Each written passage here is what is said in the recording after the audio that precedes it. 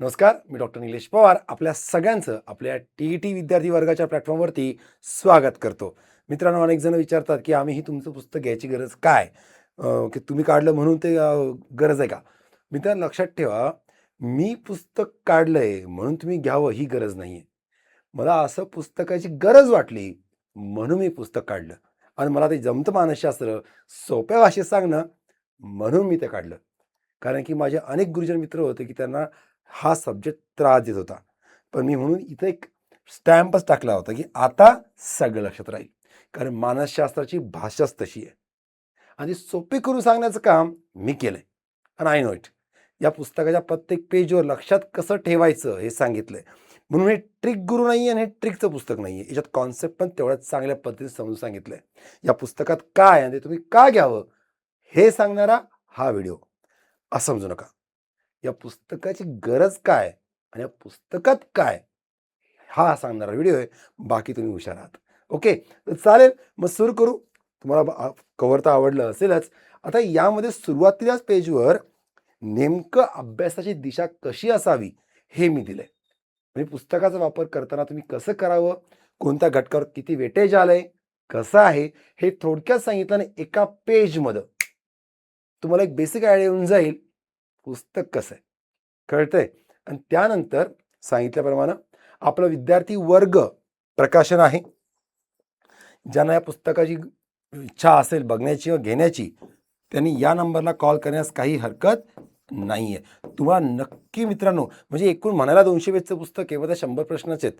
म्हणजे 100 प्रश्नामध्ये तुमचं अख्खं बालमानस आणि अध्यापनशास्त्र मी केलंय. ओके, आणि त्यामुळे लक्षात असू द्या. आता याच्यामध्ये जर बघायला गेलं तर इथंच बघा, जिथं शक्य होईल तिथं मी तुम्हाला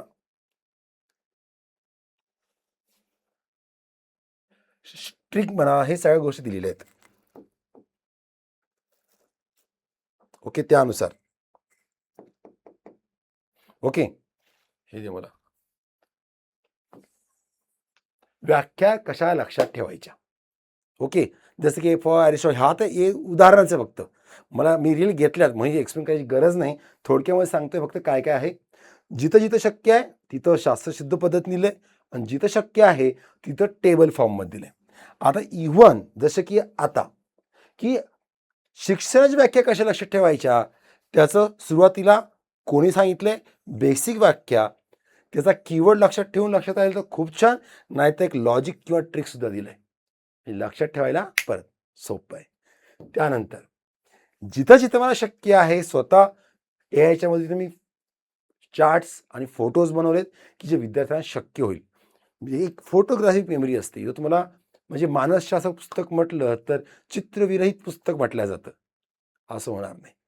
चित्रांचंच पुस्तक आहे. लक्षात व्हिज्युअल इम्प्रेशन खूप छान आहे. कारण बेसिक मानसशास्त्र तेच आहे. पण आपल्या बालमानसच्या पुस्तकांमध्ये मला फोटोज सापडले नाही. ते मी टाकलेत. आता माहिती आहे हे फोटोज कॉपी होतील, पण बघूया. परत आता मेन प्रॉब्लेम होतो उपपत्तींचा वेगवेगळ्या. आम्हाला तर स्किनर आणि पावलोच्या पुढे जातच नाही आम्ही. मग सगळ्या उपपत्ती कशा आहेत? मेन संकल्पना कॉन्सेप्ट तर दिलंच आहे, पण लक्षात कसं ठेवायचं? जसं की अभिजात संकल्पना कोणाची आहे? पावलोची आहे. तर अभि पाव खातो. काय कठीण आहे? किंवा अभिजितला अभिजात संगीताची पावला. पण अभिजित पाव खातो किती सोपं आहे. Make it simple. बाबूजीने गाथा. Make it simple. तर अशीच उदाहरणं इथं दिलेली आहेत. स्किन साधक अशी बरीच आहेत. सोबत इथं तुम्हाला सांगितल्याप्रमाणे गेल्या वर्षामध्ये 10-14 वर्षामध्ये जेवढी प्रश्न विचारली आहेत टी-ई-टीनं, ही सगळी टॉपिक वाईज मी तुम्हाला डिस्ट्रीब्यूट करून दिली आहेत. Topic wise. म्हणजे तुम्हाला एक्स्ट्रा एफर्ट्स घ्यायची गरज नाहीये. सगळं एकाच ठिकाणी वन स्टॉप सोल्युशन. कळतंय? त्यानंतर सोबत सांगितल्याप्रमाणे तिथंच दिलंय.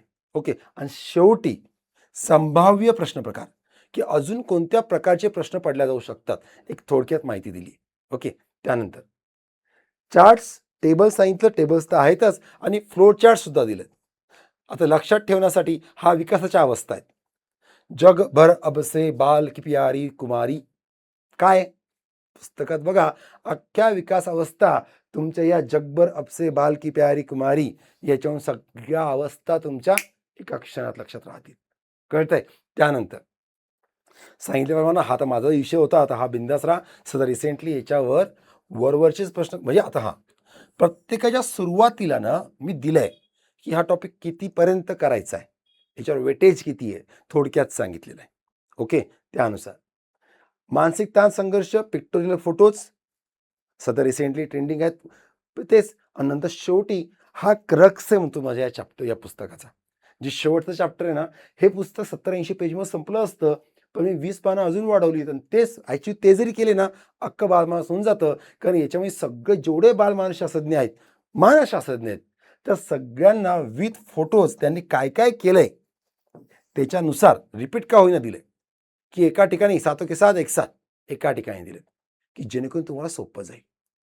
कळतंय? आणि त्यासाठीच हा उठ्ठास आहे. आणि बघा दिलंय, सगळं दिलंय. फ्रॉइड असो, पियाजे असो, बेंजामिन फ्लूम असो. आणि शेवटी जो रिसेंटचा 2025चा पेपर आहे, याचं डिटेल विश्लेषण, की कोणत्या टॉपिकवर किती प्रश्न पडलेत, कोणते मुद्दे महत्त्वाचे होते, कोणते प्रश्न, कोणते ट्रॅप होते. ट्रॅपसुद्धा कसं तुम्हाला चुकवलं जाऊ शकलं असतं, कसं वाचता आलं असतं, कोणते प्रश्न नसते आले तरी चाललं असतं. अशा वेगवेगळ्या टेक्निक, एलिमिनेशन टेक्निक याच्यात समजून सांगण्याचा प्रयत्न केला. आय होप तुम्हाला हे पुस्तक नक्कीच आवडेल. कोणतं? आपलं टी-ई-टीसाठी असलेलं बालमानसशास्त्र.